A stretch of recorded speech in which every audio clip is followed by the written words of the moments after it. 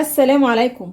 النهاردة إن شاء الله كان عندنا قطعة فيليه عملنا بيها الطاجن الجميل ده. تعالوا بقى نسمي الله ونشوف عملنا الطاجن الجميل ده ازاي. معايا قطعة سمك فيليه، هبتدي بس أقسمها كده شرايح. هجيب بولة وابتدي أعمل بقى تتبيلة للسمك. نص معلقة توم باودر، نفس المقدار كمون، نفس المقدار برضو بابريكا، حاجة بسيطة فلفل أسمر، وشوية ملح، عصير ليمونة. وابتدي أملح السمك بقى من الناحيتين. ملحت صوابع السمك وفي شوية من خلطة التتبيلة يعني فاضت، أنا مش هرميها، هستخدمها دلوقتي وأنا بعمل الطاجن. وبعدين جبت شوية دقيق وهبتدي إن أنا أغلب بقى صوابع السمك كده بالدقيق. خلاص كده السمك اتقلى.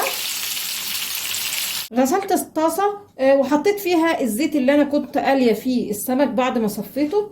هجيب بقى هنا بصلاية شرايح وابشر على البصلة كده فصين ثوم. البصلة دبلت وريحة الثوم ظهرت، هنزل بقى بطماطماية كده مقطعاها، ومعايا فلفل الوان، واجيب خلطة التوابل اللي فاضت مني وانا بملح يعني السمك، وهدي النار وغطي الطاسه لحد المكونات دي كلها ما تتسبك مع بعض. المكونات اتسبكت حلو قوي، هطفي على كده. هجيب طاجن وانزل كده بنص كميه التسبيكه، وبعدين ارص فوقيها كده السمك المقلي، وبعدين انزل بباقي التسبيكه، وبعدين هدخل الطاجن تحت الشوايه على طول، مجرد بس ان هو ياخد لون.